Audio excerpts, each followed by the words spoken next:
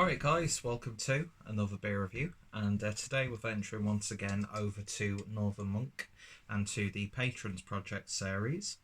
This is 20.01 and this is the West Coast Roots, which is a lemon radler clocking in at 2.8% ABV, 440ml bottle, and this is brewed in collaboration with the Queer Brewing Project, apologies, and also brewed in collaboration with Mark Newton, who I imagine is the photographer. So just bear with me 1 second, just so I can showcase that label. Beautiful, beautiful image there. So as per usual with the Patrons Project stuff, I'm going to quickly read you a little bit about everyone involved and of course the beer itself. So sit down, sit back, relax, and enjoy as Uncle Peter tells you a little bit of a story. Okay, so the Queer Brewing Project is a non-profit collaborative beer initiative led by beer writer Lily Waite, looking to raise awareness of LGBTQ issues in the beer world and beyond, and funding for LGBTQ communities. Through collaborations, the project's aims are to start conversations, further understanding, and provide positive representations of LGBTQ positive people and identities. Can't read, I do apologise. If beer is a social lubricant and social glue, why can't it be a vehicle for social change?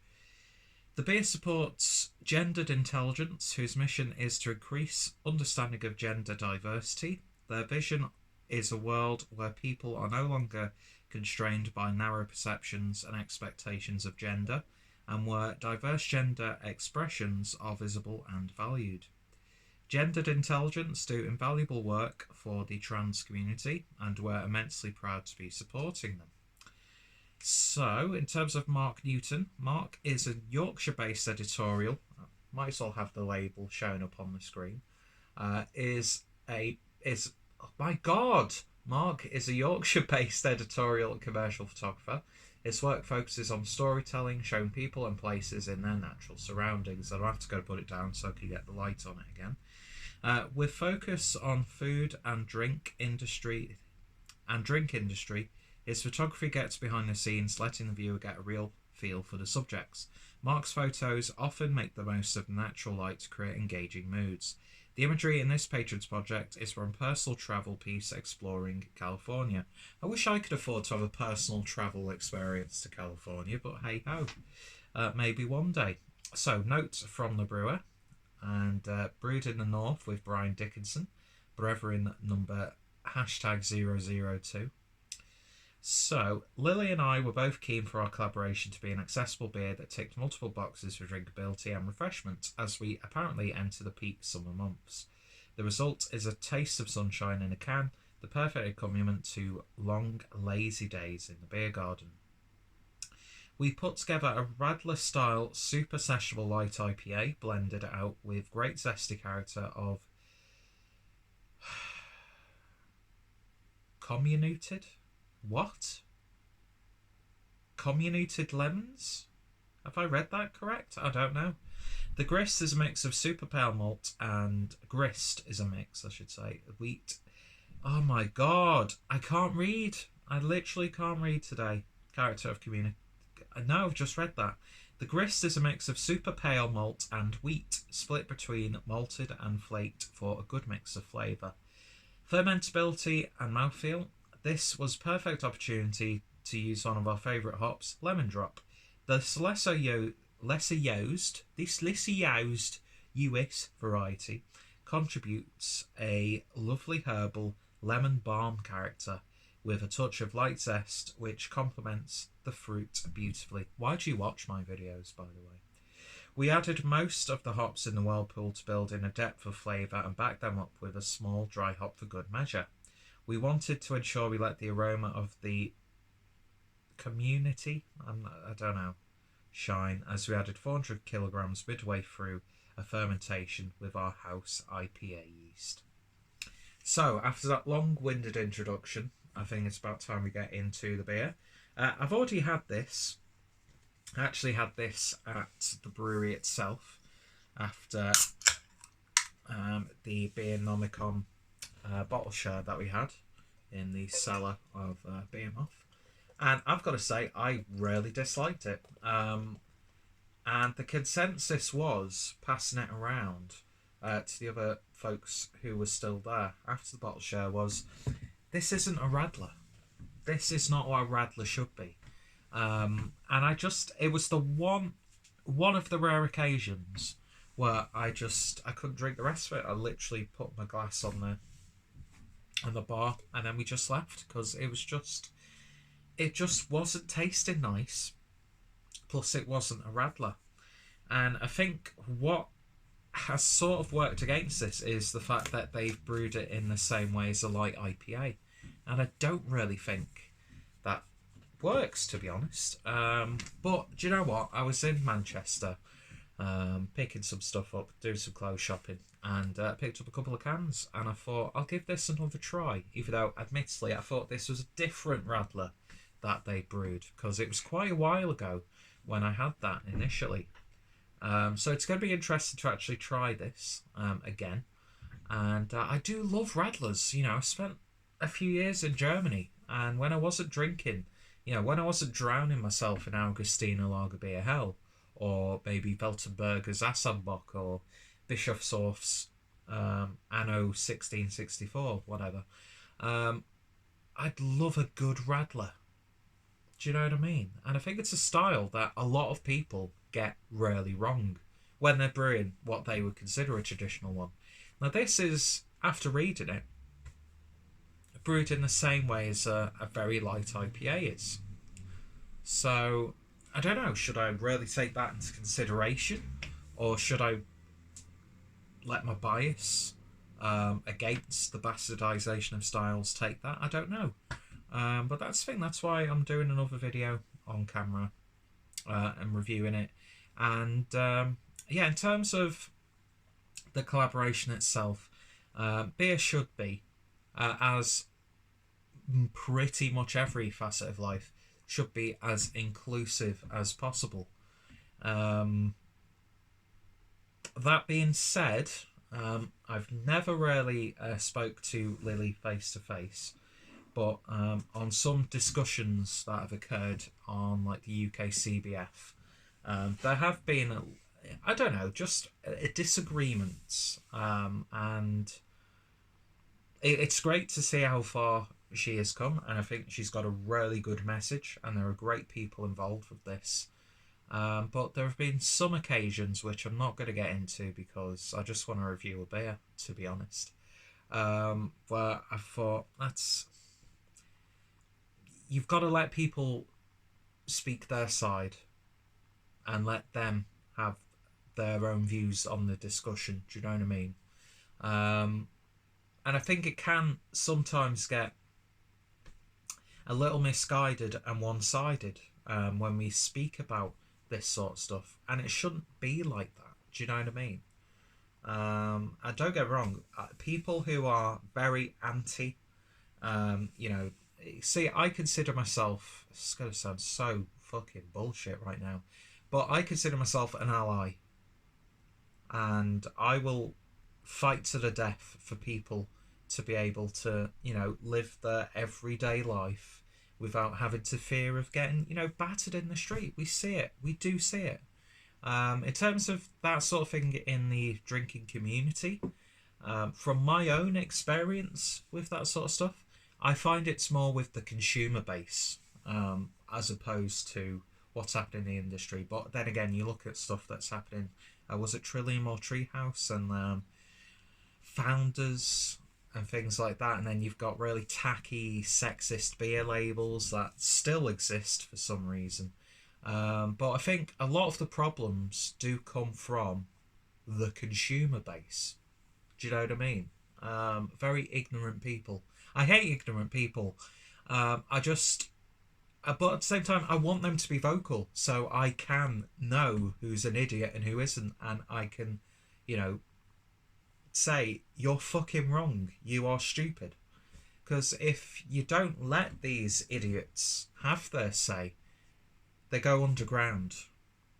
You know, they form little communities that go under the radar, and you know, people, innocent bystanders, suffer.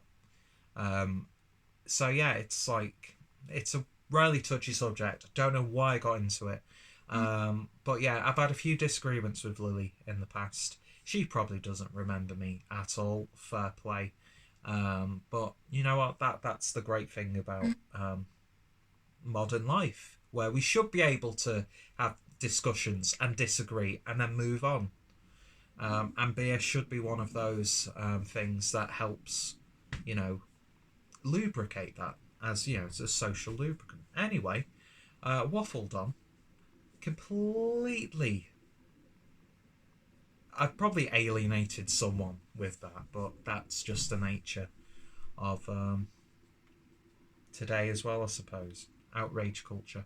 Anyway, I'd like to hear your thoughts and opinions on that sort of stuff.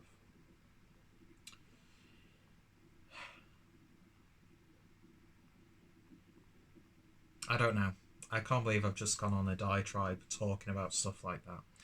Anyway, I don't think I've said anything awful, so it doesn't really matter. But if you agree or disagree, you're more than welcome to let your thoughts be known in the comments. Anyway, so beer in the glass then.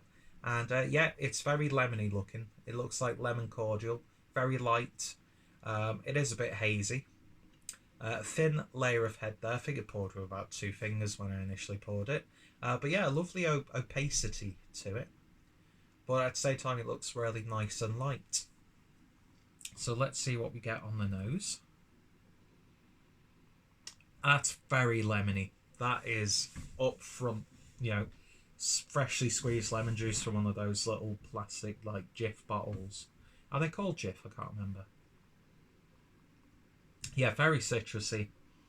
Even has that sort of, like, citrus fairy liquid sort of aroma, which you do get a lot from Radlers as well. But yeah, it just smells like pure lemon juice. There's a really nice breadiness there. It smells really appetizing. It smells like you've squeezed lemon on a freshly fried schnitzel, to be honest. Yeah, off to a promising start. Maybe I was just, after drinking, you know, many beers and a bottle share, my palate wasn't what it should be when I had this initially. We shall see. It's off to a good start. Cheers.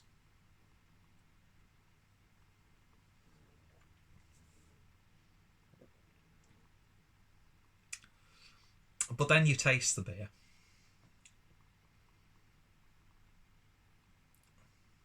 I don't like that at all.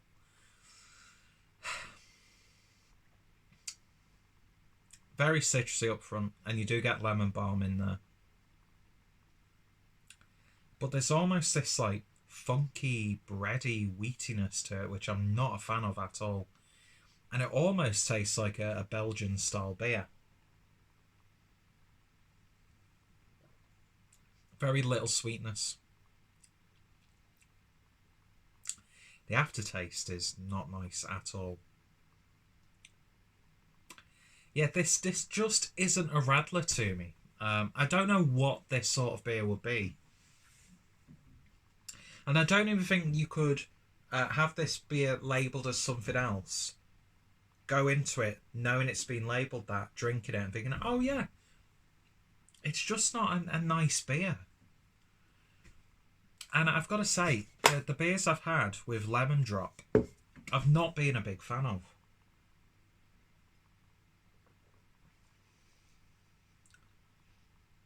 There's a little bit of hoppiness though. Very light body. It is easy drinkable. The lemoniness gets very savoury. And it does remind me of freshly fried schnitzel with lemon juice squeezed on top. It's got like this savoury, almost meatiness to it.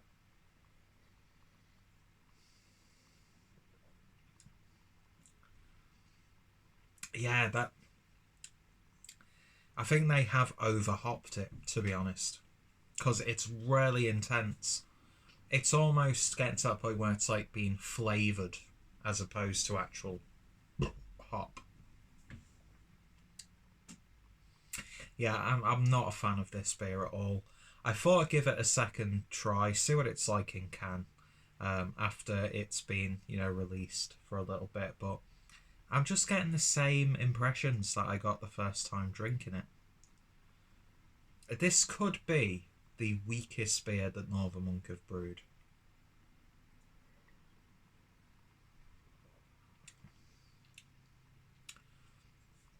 But at the same time, I know it's not a reflection on Northern Monk. I know it's not a reflection on the Queer Beer Project. Queer Brewing Project, I should say.